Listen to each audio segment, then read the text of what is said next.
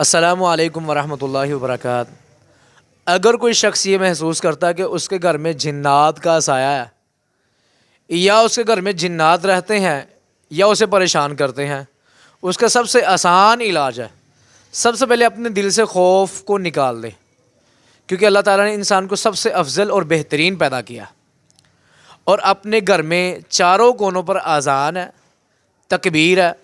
उसके बाद सूरत अस-सवाफ़ात की पहली 10 आयात, सूरत अल-अहकाफ़ की आखिरी 7 आयात पढ़कर पानी पे दम कर ले और हर कमरे में पानी का छिड़काव कर दे। इंशाअल्लाह दिन में ये 2 मरतबा अमल करे, 7 दिन तक ये अमल करने से इंशाअल्लाह जितने भी हैवी जिन्नात होंगे घर से भाग जाएंगे। अच्छा, ये बात याद रख लें, इस दौरान अगर शैतान आपसे कोई हरकत करने की भी कोशिश करे, आपने परेशान नहीं होना।